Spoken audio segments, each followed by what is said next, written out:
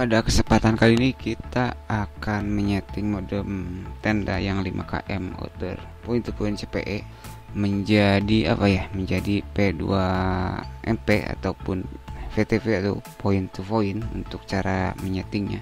Karena ini tenda ini adalah senjata andalan utamanya, yaitu point to point sesuai dengan nama produk dari tenda itu sendiri. Oke, di sini IP defaultnya bisa Anda lihat. Ini 192.68.2.1 kalau defaultnya ya. Kalau bahan pabriknya kalau belum Anda otak-atik, masuk pada control panel seperti biasa ke network and internet dan network connection pada Ethernet. Ini menggunakan komputer ya. Untuk setting di Android mungkin kalau ada pindahan mungkin akan saya buatkan. Pilih yang IPv4 ataupun yang versi internet protokol versi 4 properties. Balelol banget sih. Pilih properties. Nah, begitu. Defaultnya ya di sini ya. Defaultnya Anda pindahkan ke bawah lalu isi 192.168.2.1 ya. Ini untuk IP ini ya. Tapi karena saya sudah dirubah ini ganti ke 8 yang kelas C nya karena kita akan satu segmen. Untuk satunya jangan dipakai lagi ya, kita ganti 10 untuk subnetnya begini. Oke, close, coba reboot dan masih bisa. Lalu Anda login dengan sandi user default admin, password default admin. Kalau sudah ada ubah tentu saja sesuaikan saja, lalu login. Nah, di sini kita akan menggunakan P2MP ya. Bisa Anda baca, ini saya sebenarnya kurang ngerti ya kalau disuruh baca bahasa Inggris. In this mode the device bla bla bla bla be wireless bridge. Berarti kita akan nge-bridge wireless but do not provider wireless access point. Oke. Jadi kita akan PTP lah intinya, kira-kira mungkin seperti itu.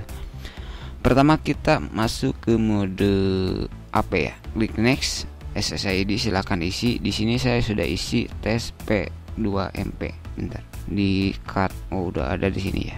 Ini open saya.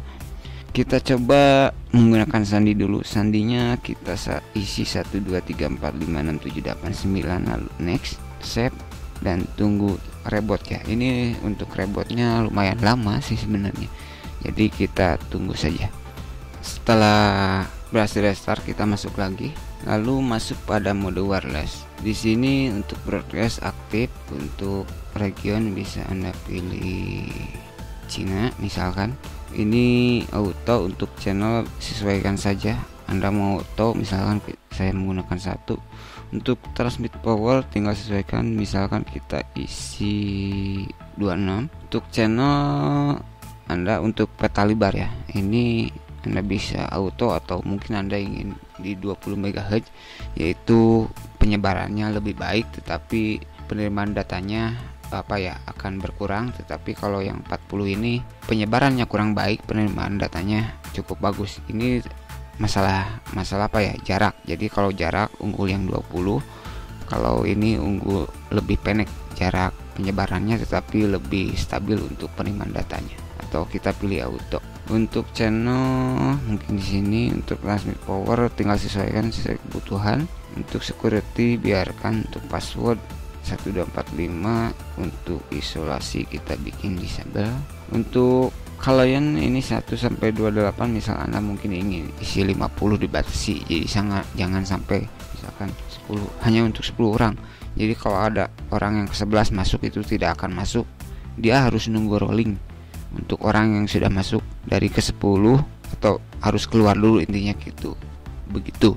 Kalau ada orang yang ke-11 masuk itu nggak bisa, harus nunggu orang keluar dulu dari 10 orang yang sudah masuk, kira-kira seperti itu. Kita ini udah ya, kita save. Ini sudah di save. Dan selanjutnya kita ke mode advance ya. Ini adalah mode yang sangat vital dalam konfigurasi dari VTV ini. Untuk WMM kita enable ini untuk karena kita berbicara mode VTP ya.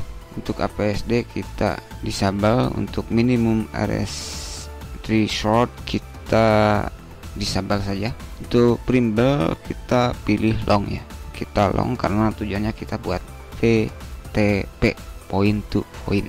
Untuk signal transmitter kayaknya ini kita harus tahu kondisi juga sebenarnya. Ini terbaiknya kita pilih Copper G saja.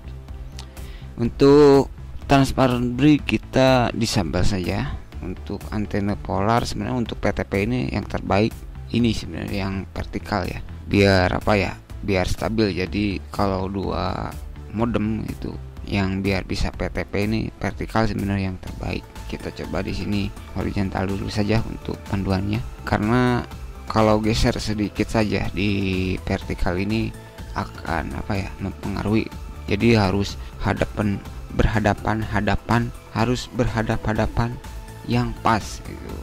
Intinya kira-kira seperti itu. Anda bisa cari di Google tentang polaritas horizontal vertikal ini.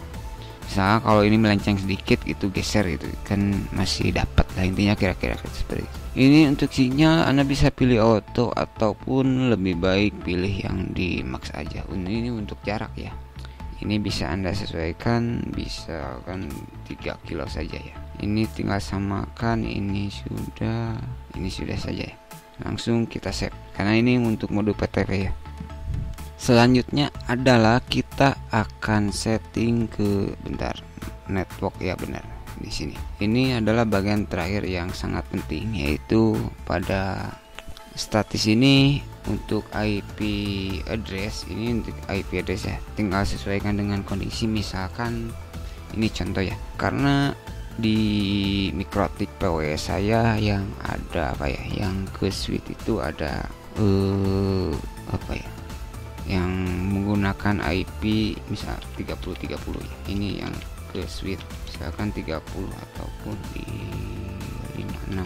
Jadi tinggal sesuaikan untuk IP-nya. Untuk subnet-nya sesuaikan. Untuk default gateway-nya samakan ya dengan IP address dari output yang dari output jaringan yang sudah Anda setting. Misalkan ini saya ambil dari PoE dari output Mikrotik untuk yang channel berapa saya lupa lagi. Ini ada yang 3030. Default gateway-nya tinggal samakan saja 30.1 karena memang biasanya begitu ya. Kalau default gateway itu pasti ujungnya 1. Untuk DNS server Anda bisa menggunakan DNS server Google misalkan 8.8.8.8 misal 8.8 4.4 atau Anda bisa menggunakan DNS Cloudflare yang 1.1. Ini terserah Anda. Jadi cara menyetingnya kira-kira seperti ini. Jadi pada tahap ini kuncinya adalah di penggunaan IP address ya.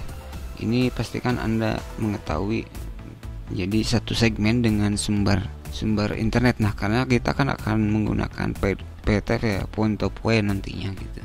Jadi ini pastikan satu segmen dengan sumber internetnya, IP outputnya gitu. Atau kalau Anda misalkan seperti saya menggunakan Mikrotik, pastikan menggunakan IP yang aktif gitu dari settingan Mikrotik tersebut. Mungkin kira-kira seperti itu. Yang penting Anda perhatikan kan kalau subnet ini sama saja untuk IP address dan gateway. Walaupun DNS-nya sebenarnya tidak Anda isi, misalkan biarkan kosong gitu, maksudnya titik, biarkan default misalnya. Ini tidak terlalu menjadi masalah karena nanti DNS-nya akan ngikut ke sini ya, ke IP dari sumber dari segmen IP yang kita dapatkan.